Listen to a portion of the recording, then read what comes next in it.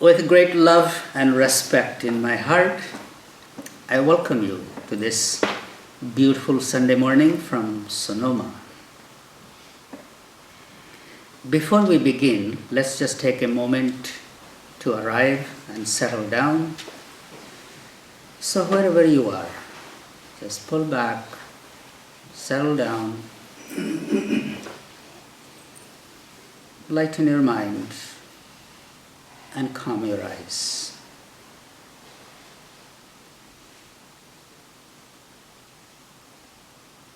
Watch the breath flowing in and out effortlessly. Invite that peace, calming, cooling sensation in your eyes.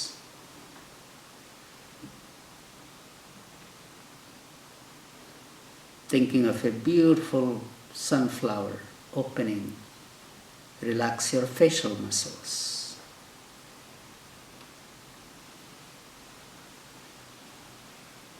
Neck, shoulders, spine. Soften the belly and get grounded. Grounded.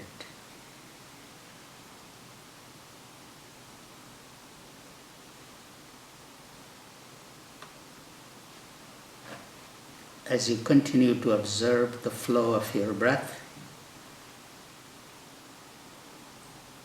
imagine the incoming breath permeating all over your body.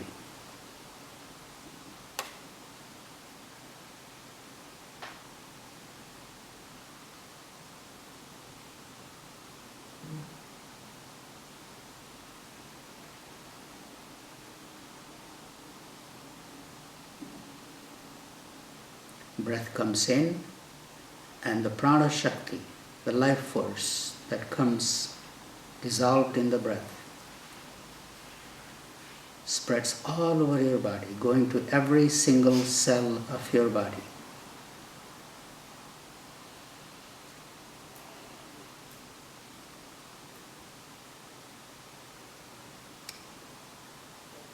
Let your imagination give you that experience. The life force being absorbed in every single cell of your body.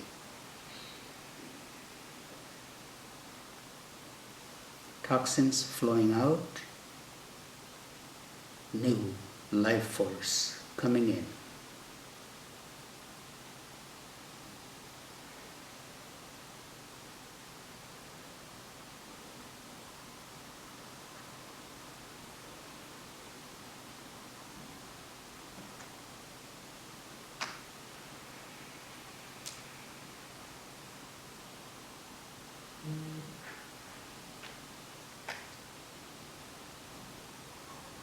You are aware of the stillness of your body,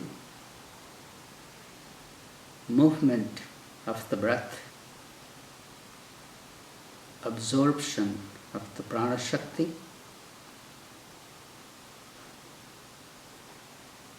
any restlessness, anxiety, just flowing out with the breath.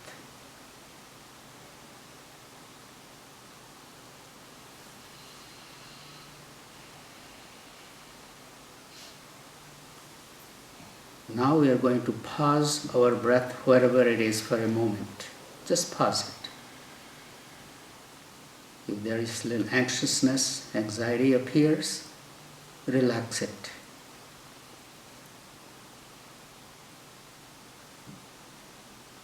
And before stress appears, release the breath. Let it flow in and out effortlessly.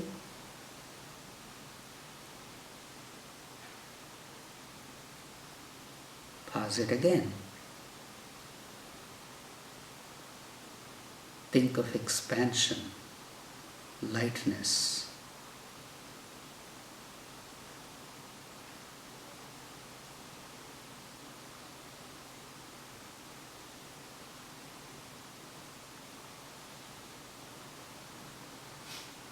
And release before stress appears.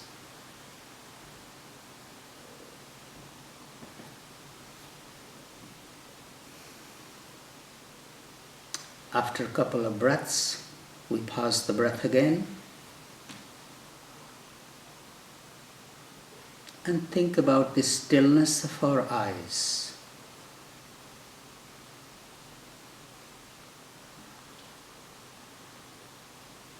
Mind automatically becomes still in the center of the forehead. Release the breath again.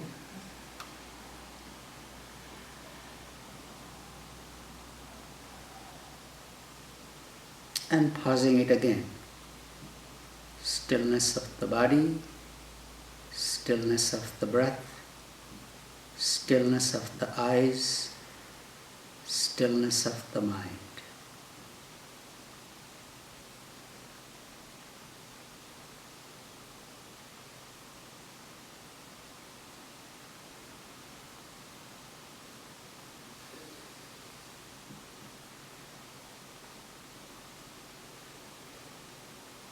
Holding the stillness of the mind, release the breath. Totally focus on a still mind in the center of the forehead. Breath is coming and going.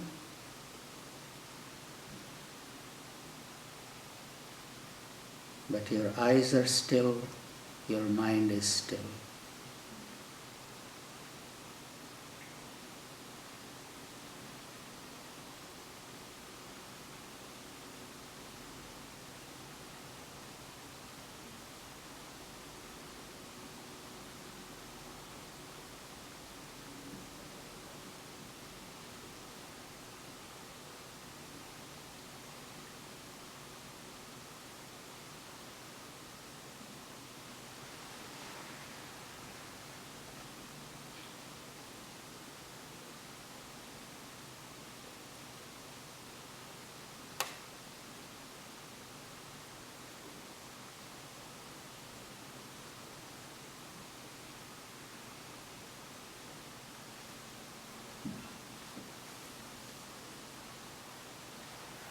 Scanning your body for any unnecessary tension. Just relax it. And gently open your eyes. Thank you for taking this time to be still.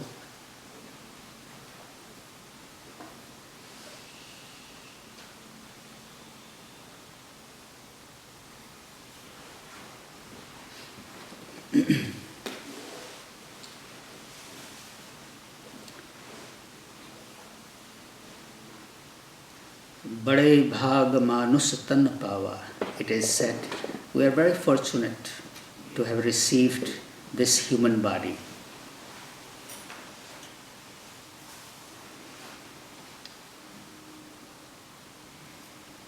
Having taken this birth as a human being,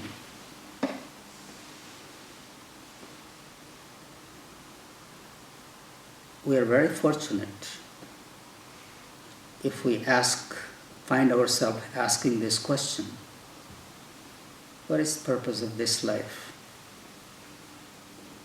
How to live a meaningful life?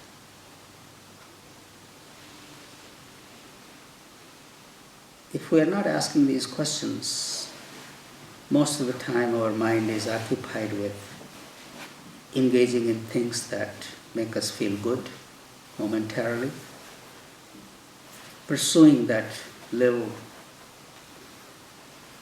moments of happiness,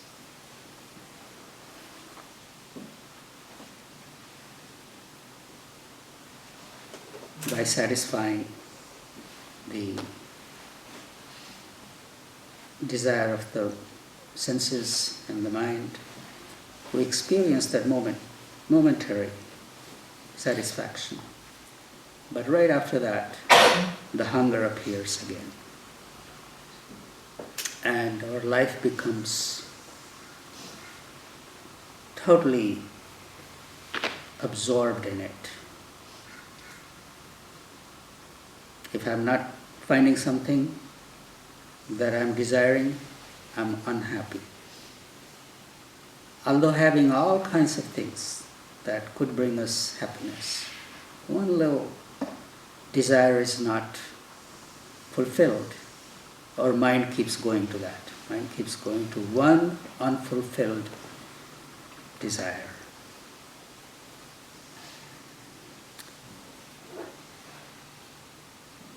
Looking at the world where we are today, people in different parts of the world do not have all the amenities, do not have all the blessings that we have here.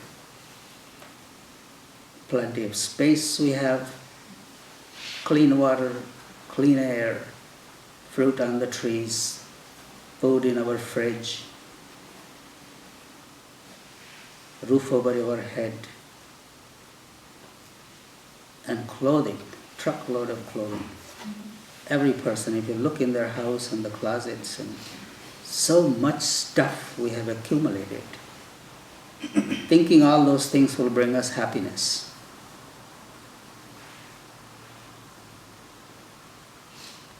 Things that would call us out, that will make you happy. You go and buy them. And then, if we do not manage them, we do not take care of them, do not wash them, as well, if you don't wash me, I will begin to stink. The house has a whole different odor of old clothing. So things we accumulate thinking they will make me happy, and we get distracted seeking happiness somewhere else, and that gets neglected, then it begins to stink.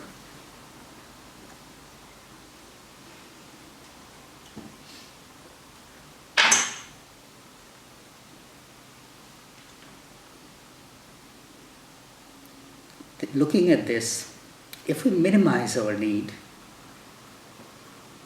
be happy with less, we have less to manage, less to take care of, and we could really take care of what we already have. This notion of always buying things, something new, bringing it new, it's just that momentary happiness. After that it becomes a burden.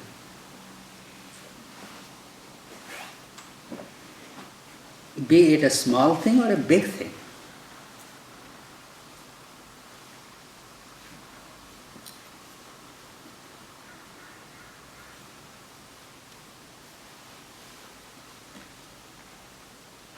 Looking for happiness in new things, I would recommend look for that happiness in things that we already have. If we take a little moments just to look around what we have, be those people in our life or things in our life.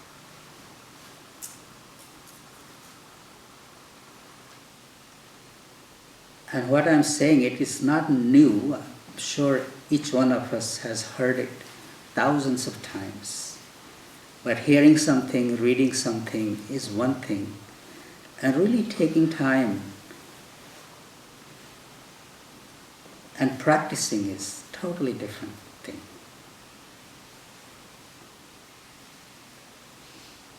When a desire for something new appears, instead of running with it, can we look at it, acknowledge it? A new desire has come. Now what are we going to do? Maybe again look at it, how important it is, how urgent is it, how real is it?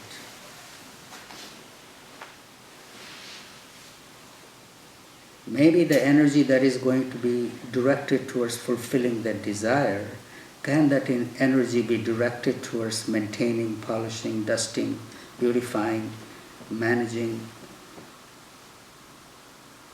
what we already have?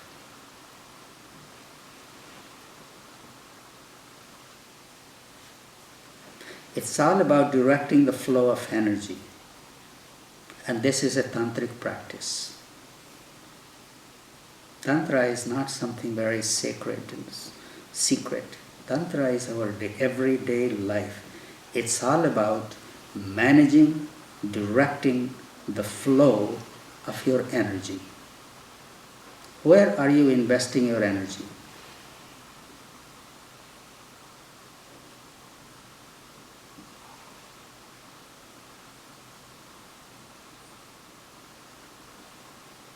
Where am I investing my energy? This is a tantric practice.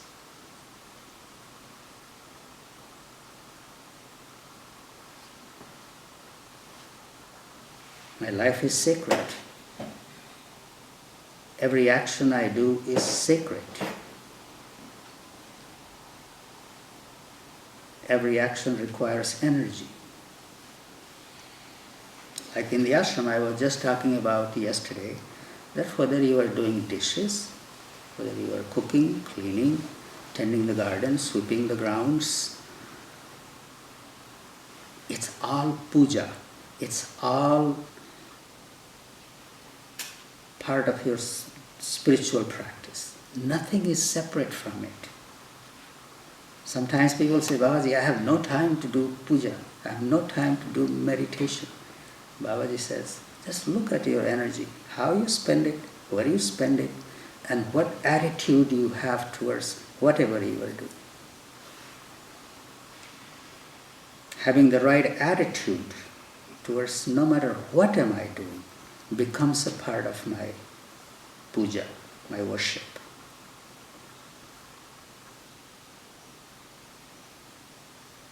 Moments that we take to appreciate a flower, moments we take to appreciate a blade of grass or a pebble is puja. We don't have to go to a cathedral or grandiose temple to bow before an idol or a statue or a symbol.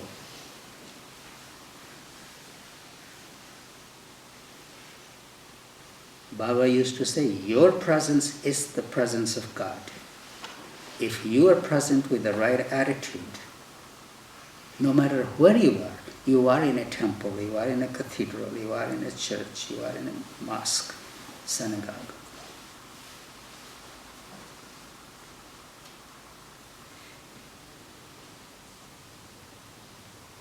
This little practice that we do before we start, just taking a moment to be still, connect with the breath, pause the breath, feel the expansion, work towards stilling our eyes and mind. It's a beautiful practice. You can do it anywhere, anytime. There are no rules, there are no regulations, there is no notion of pure or impure. It's all about your presence, cleanliness of your heart, and your presence to yourself. Whether we are being present to anybody else or not, first we have to start how to be present to ourselves. And the day we really begin to get a taste of being present to ourselves, our need for other things and others becomes less. If we have not learned how to be present, we go out looking for somebody else.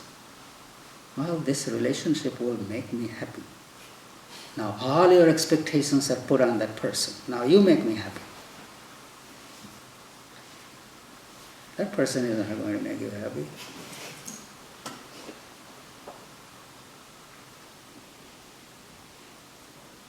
The word love is thrown out so casually nowadays.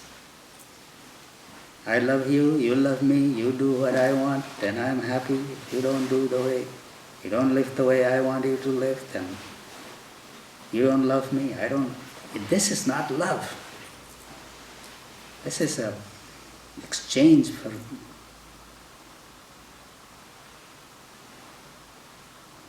Talking of love, a beautiful little thing came to my mind just now.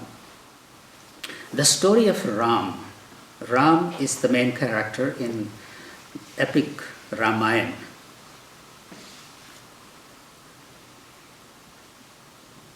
To make the long story short, Ram was the crown prince and he had a younger brother, Bharat,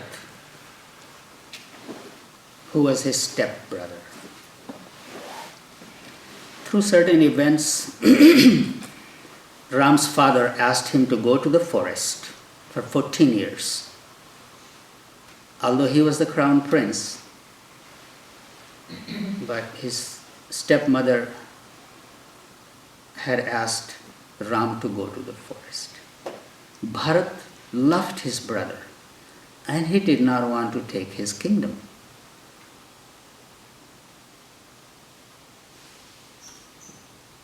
Because father had asked Ram to go to the forest, he had a heart attack out of grief and he died.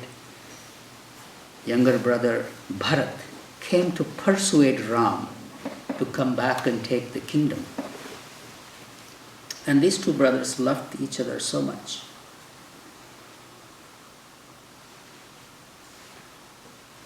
Bharat, the younger brother, had come with his guru and mothers and relatives to persuade Ram to go back to Ayodhya, to their kingdom.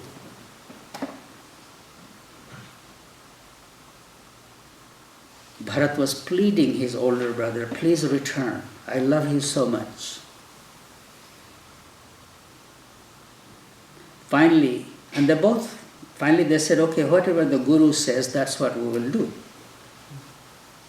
Now the burden was on the guru. Although everybody wanted Ram to come back and claim his kingdom, but there was this little thing going on between the two.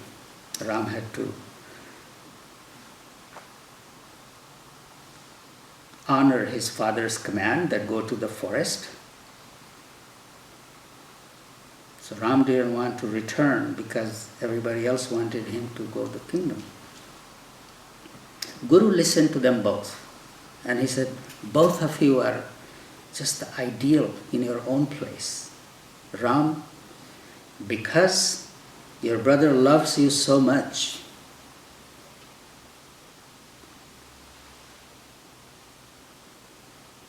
your brother is great. His love surpasses everything. Then everybody thought the guru is going to say, because your brother loves you so much, now you listen to him and go back. And everybody was happy. But then the guru said, but Bharat, your love is so great. Although you know you are right, and you are doing just the right thing to call your brother back to the kingdom. But the definition of the love is not, one who loves does not ask. One who loves only gives. So ask your brother, what does he really want?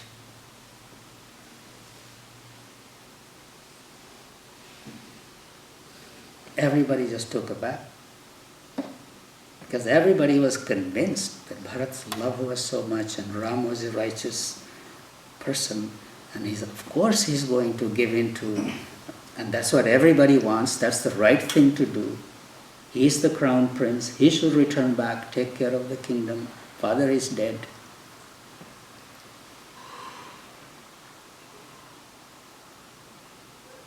So Guru asked Bharat, the younger brother, ask your brother, what does he want? Of course, Ram wanted to go back to the forest and he had his whole different mission. It just came to me while I was talking to you, the definition of love is not, I love you so this is the way it is. If I truly love you, then my only thing is, what can I do for you?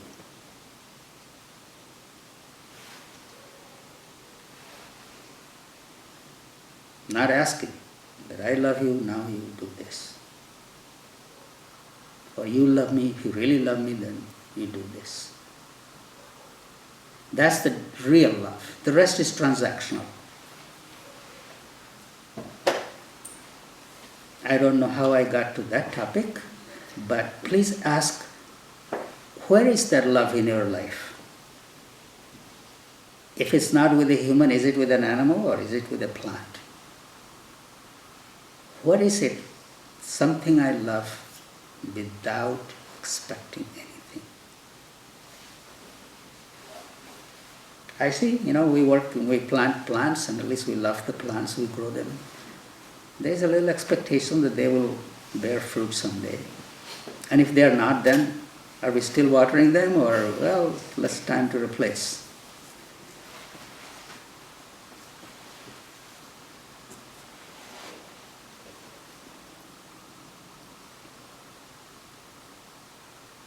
Can we have the same kind of love with ourselves? Yes, we have an aspiration, and we make mistakes, or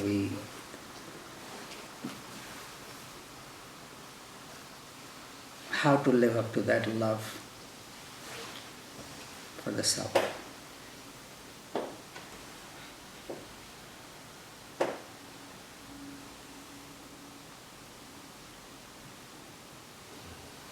Self means our higher self, our guru self.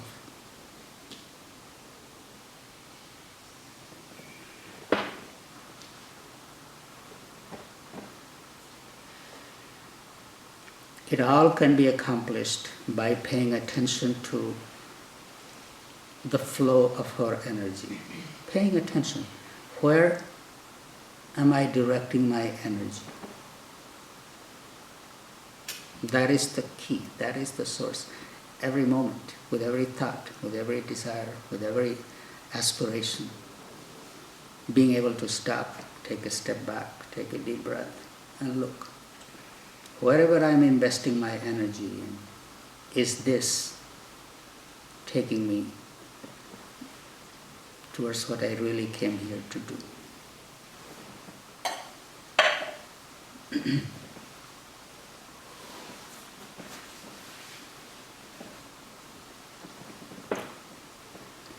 Thank you all for being here.